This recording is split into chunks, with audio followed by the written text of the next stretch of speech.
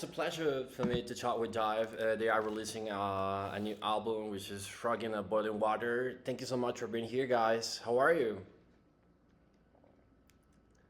Not too bad. How you doing? Um, that's good. You look so chill, lying on bed, which is good. Uh, Yeah, it's actually because I have a bum knee. Yeah. okay. Hopefully you get well soon. I know this disc took around 4 years to get done, and I would like to ask you. I know you have lived an intense era during these 4 years, but how was like this process? Because there's uh, obvious evolution on your music during these 4 years.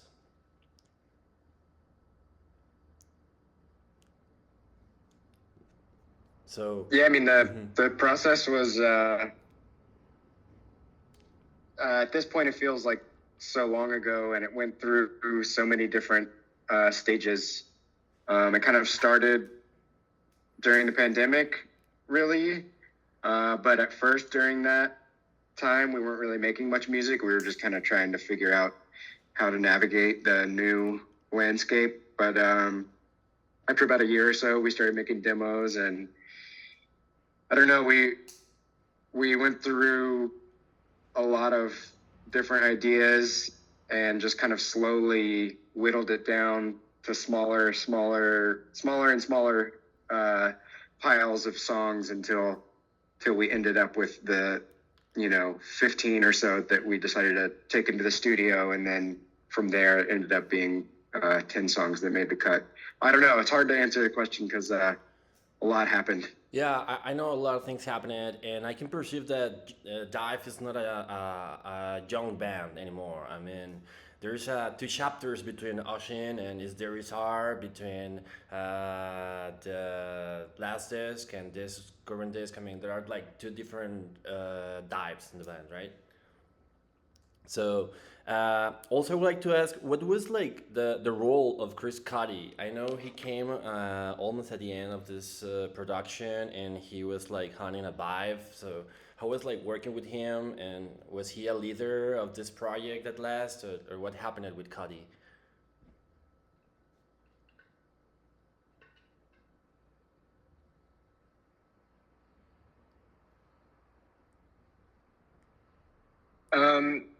It was good. It was, like the role of a producer is to kind of turn all of your ideas and all the stuff you have going on into like a coherent sound, like to like make it listenable, and so he was really good at keeping us focused and kind of leading the record in a direction that suits our strengths, making it more of a live record. And he put a ton of work into it. He kind of met us where we were at, and we were investing a lot in this record, time wise and work wise and stuff. And Chris met us right there.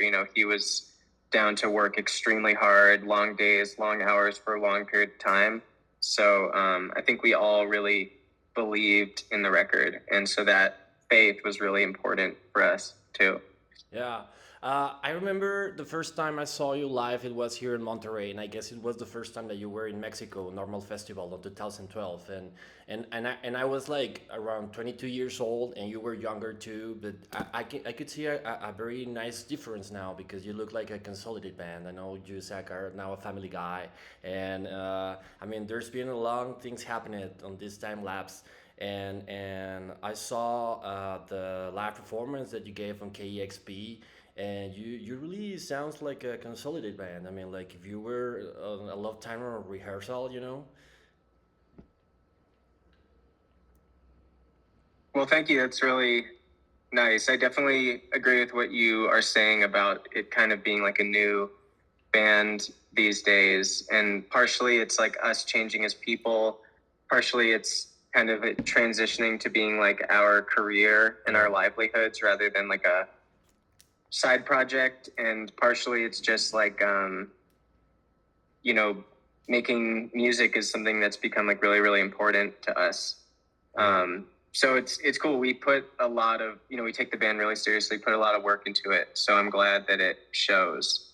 Yeah, and I really love the video that you released with the single Brown Paper Bag because it was like a late night show, and suddenly your faces began changing using like EIA, artificial intelligence, and also my favorite part of this video, it's at the end we can see an ad of SoulNet.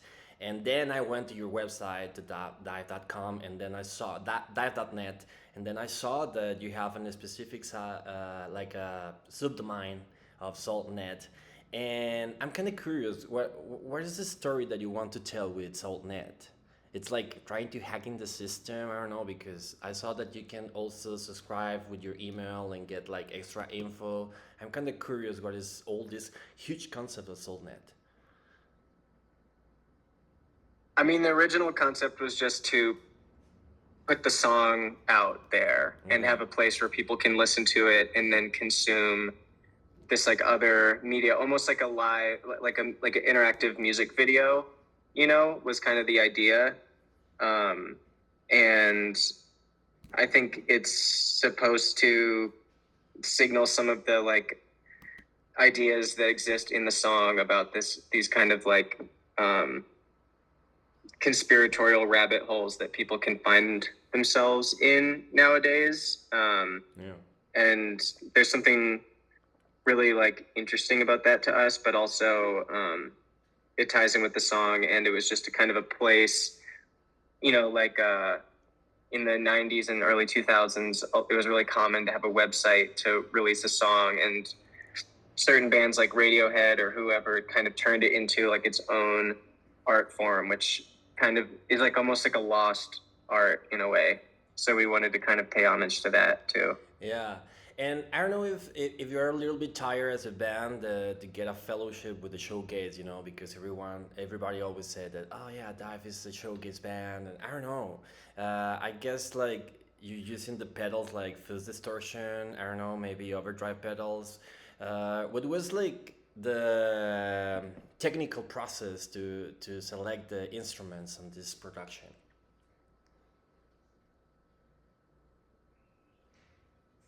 This one,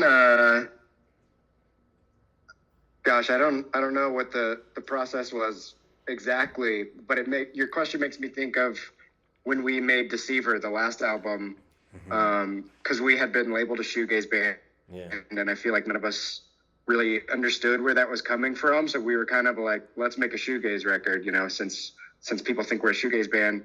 And then since then, those textures have kind of found their way into the other music that we've been making, not even really on purpose, but it just kind of wormed its way in. And then for this album, I don't know, the selecting the instruments and the sounds and stuff came over a really long period of time, and it started kind of just all on the computer. And then slowly over time, the sounds got more specific. And I think the most kind of specific element of this album that isn't on the other ones is using some samples from cassette tapes and other cassette manipulation and stuff like that. So that was a big kind of breakthrough or something. Yeah, don't get me wrong, but a friend of mine yesterday told me that this sounds like a Dinosaur Jr. So I don't know, maybe, could be. I could put it on the table. Yeah, I mean, it's like the same instruments, but I don't know, it's the same California vibe. And yeah, and my favorite song on this new album is Raining on Your Pillow. And I think it's a very melancholic song, and it made me feel things. What can you tell us about that lyric and that composition?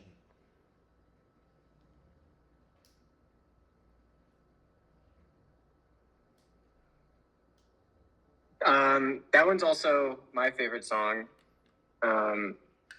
right now.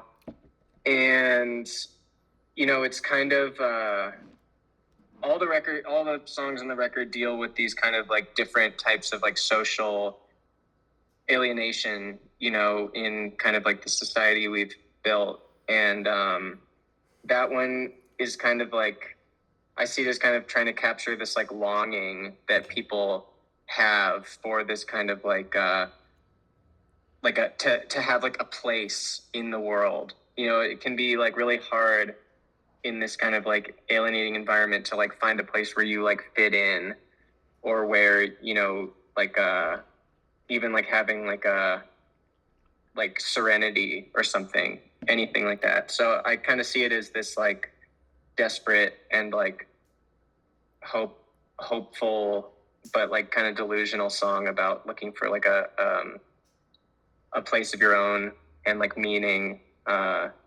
in like a bad situation, kind of.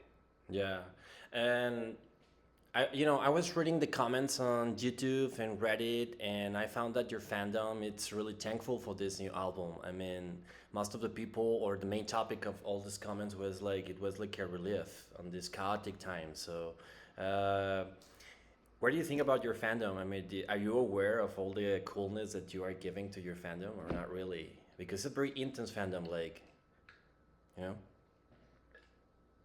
Yeah, we have really cool fans, and what I can tell, they seem to get it. Like, you know, the same reason they like our music, the same reason they get our aesthetic and our humor. Yeah. Yeah, and my last question will be, what is the next chapter of DIIV as a band? I know it was hard to release this new disc and this new album, and it was hard to get it pan out. But what is like the next chapter? Are we gonna be able to listen to new music from DIIV in the next upcoming years, or I'm sorry for World that question. domination. No what? Pardon me? World domination. Organization. Okay. Yeah. Well, hopefully you can keep doing music and you do it so well. And thank you so much for your music. I know you're gonna be playing in Mexico City and in Guadalajara the next tomorrow and on Saturday too. So thanks for being here. Thank you. Yeah, thanks for your questions. Good Okay. questions. Okay. Thank you. Thank you guys. Okay, bye. Bye. Bye. Gracias, Jonathan.